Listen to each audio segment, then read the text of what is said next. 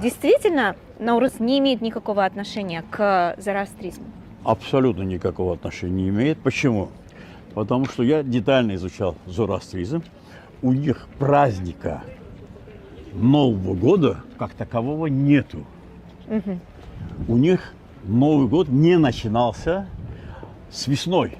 Древнекитайские источники, а также такие великие ученые, как азербайджанец Насратдин Туси, узбек Улугбек и многие другие исследователи, они говорят, что тюрки издревле Новый год встречали именно 22 марта.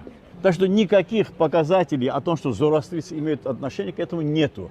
К сожалению, тюрки достаточно не знают свою историю, не изучают историю и с удовольствием его уступают Ага, на другим. самом деле это наша история. Наткнулся на такое видео, где говорится о том, что праздник Навруз не имеет никакого отношения к религии зороастризм. Все бы ничего, я бы пролистал дальше, но здесь слова исходят из уст ученого, исследователя, государственного деятеля, уважаемого Гасанова Гасанова.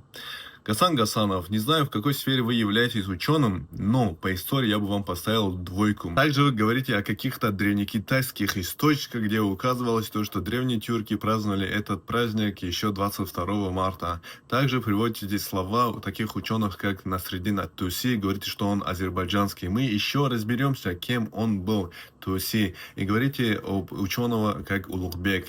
Давайте все-таки разберемся, какое отношение имеет Навруз к зороастризму. Скажи, явилась истина и сгинула ложь. Воистину, ложь обречена на погибель. Поставьте лайк, репост, идем дальше. Сегодня я расскажу, почему Навруз – этот праздник, который имеет древнеперсидские корни, и что он имеет прямое отношение к зороастризму, несмотря на то, что он сегодня широко отмечается во многих тюркоязычных